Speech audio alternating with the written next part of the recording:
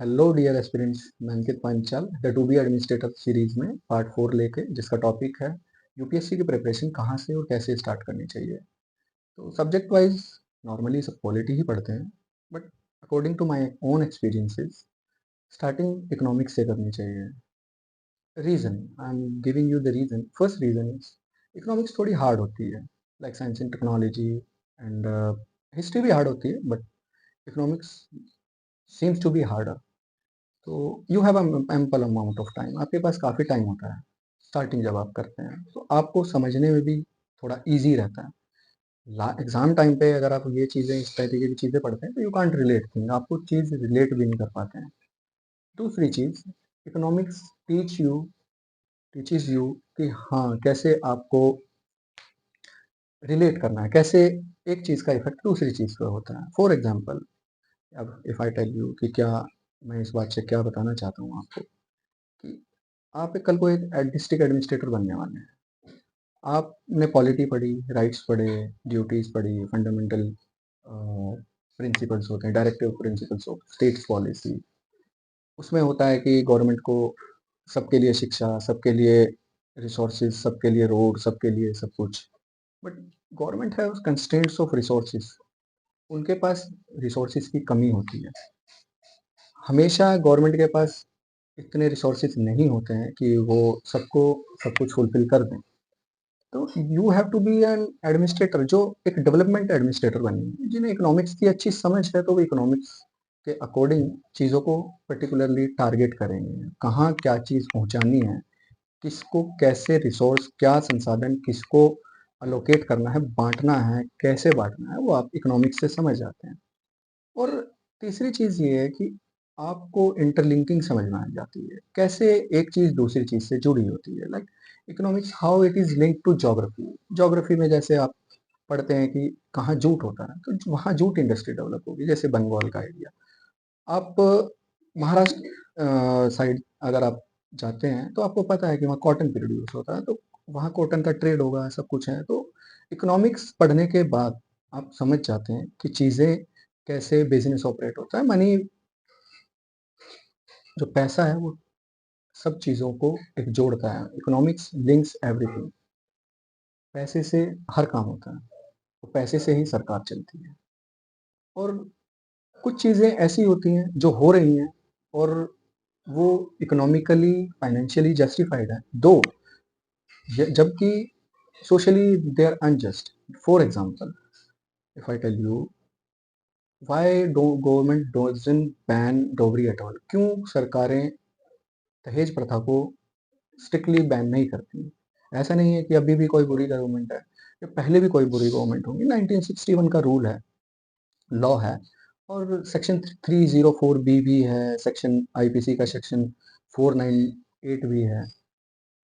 Something बहुत सारे provisions हैं, डोमेस्टिक प्रोहिबिशन एक्ट है, डोमेस्टिक वायलेशन एक्ट, मुझे याद नहीं आ रहा है अभी, डोमेस्टिक वायलेंस एक्ट। तो फिर भी उसके बावजूद भी गवर्नमेंट बैन नहीं करती है, या कोई भी एडमिनिस्ट्रेटर है। उसका एक रीज़न है, जब आप दहेज देते हैं, दहेज के साथ एक बहुत बड़ी प्रॉब्लम है कि सबको दहेज नहीं देना है, फिर भी मेजॉरिटी ऑफ पॉपुलेशन देती है। सबको दहेज नहीं लेना है, फिर भी मेजॉरिटी ऑफ पॉपुलेशन लेती है। मीन्स कि आपकी कल्चर में है, आप सोशली एक्सेप्टेड नॉर्म है। मेजॉरिटी ऑफ पॉपुलेशन अगर किसी काम को कर रही है, it means that is socially and culturally legal. और यूपीएससी में जब आप जाएंगे, एक एडमिनिस्ट्रेटर बनेंगे, तो कल्चरल प्रॉब्लम और सोशल प्रॉब्लम का सॉल्यूशन पॉलिटिकल नहीं होता है। यानी कि कानून बना के किसी भी चीज़ को आप हर चीज़ को सही नहीं कर सकते हैं।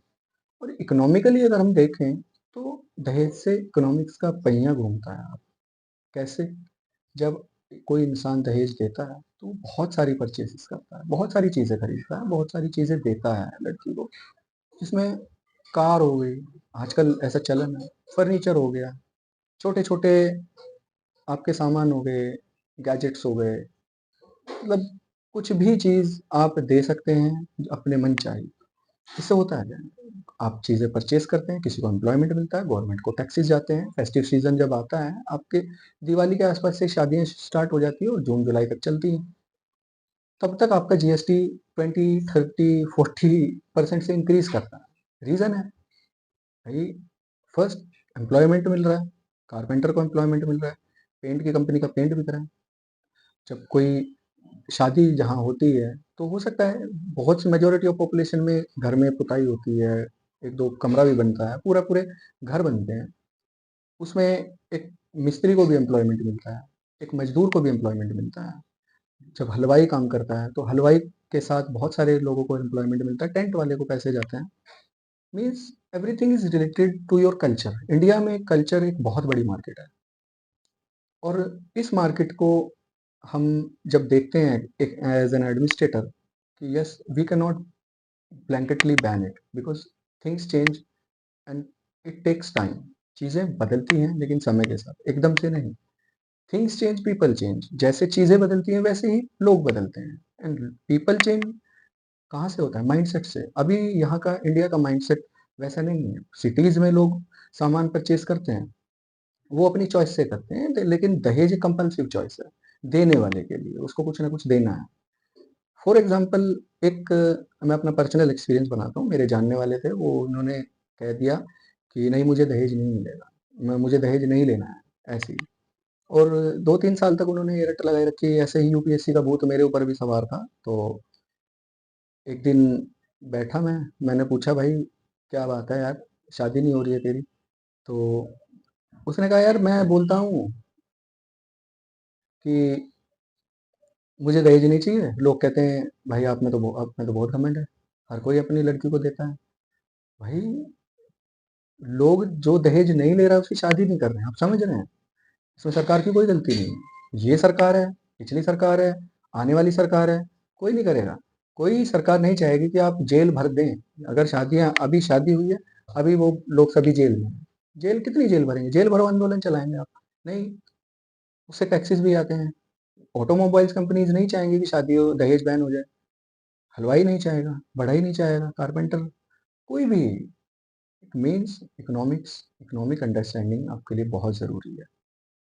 आपकी इकोनॉमिक्स कैसे चलती है, आपकी आपकी कंट्री के मेजर रिसोर्सेज क्या हैं, आपकी कंट्री एक्सपैंड कहाँ करती है, स्पेंड कहाँ करती है, आप किस तरीके से, अगर आपको लगता है कि एक सोशल स्ट्रक्चर के अकॉर्डिंग हमारा इकोनॉमिक स्ट्रक्चर है, यानी कि एक सांस्कृतिक तरीके से हमारी इकोनॉमी चलती है, तो कैसे हम उसे कंसिस्टेंट फॉर्म में लेके आएँ, ताकि कोई कंपल्सिव चॉइसेस, मतलब कंपल्सिव बाइंग ना हो, कि किसी को ज़बरदस्ती ना खरीदना पड़े और लोग खुद भी खरीद लें। जिस तरीके से डेवलप्ड कैपिटलिस्ट कंट्रीज़ में होता है कि वहाँ ऐसी कोई कंपल्सिव बाइंग नहीं होती है, फोर्स्ड बाइंग जिसे कहते हैं।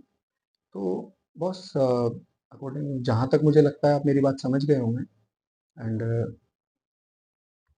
इकोनॉमिक्स पढ़िए, इकोनॉमिक्स से आपको चीज़ें समझ आएँगी। और 2-4 एग्ज़ाम्पल्स मैं इस तरीके के देता रहूँगा। आप भी हो सकता है नेक्स्ट टाइम मैं इंटरलिंकिंग ऑन ऑफ कॉन्सेप्ट्स पे आपके लिए UPSC, specially you design for UPSC के लिए वीडियो बनाऊँ। सो मुझे लगता है आपको मेरी बात अच्छी लगी होंगी। Thank you.